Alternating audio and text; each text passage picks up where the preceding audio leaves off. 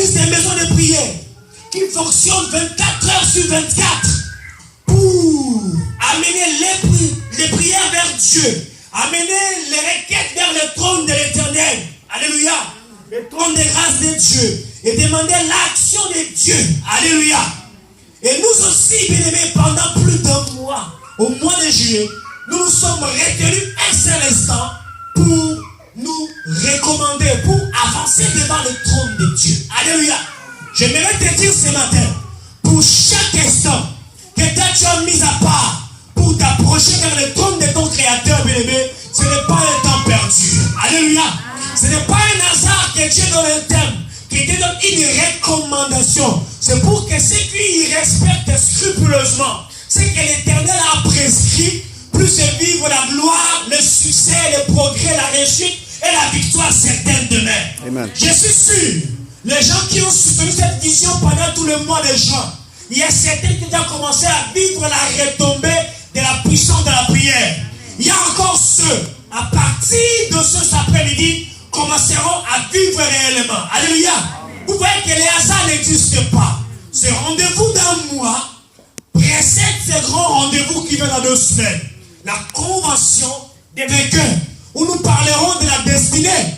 Vous allez voir que, bien aimé dans les Seigneurs, la prière est une des clés indispensables. Alléluia. Une des clés incontournables qui déclenche la destinée d'une personne. Alléluia. Amen. Alléluia. Amen. La stérilité dans laquelle tu vis aujourd'hui, c'est voulu par Dieu. Alléluia. Parce que celle-là, elle prépare réellement la gloire de Dieu certaine dans ta vie. Amen. La prière, bien-aimée, est un élément essentiel pour la vie. Elle transforme les situations.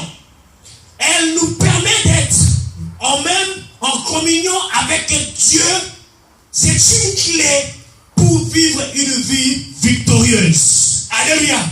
Dans les textes que nous avons lus dans 1 Samuel, Anne, bien que stérile, elle avait compris que réellement, même si elle est stérile, et que le fait de pouvoir s'approcher du trône de Dieu, notre Dieu a des capacités. Alléluia. C'est un Dieu de possibilités illimitées. Alléluia. Il déclare qu'avec Dieu nous ferons des exploits. Et rien n'est possible à celui qui croit.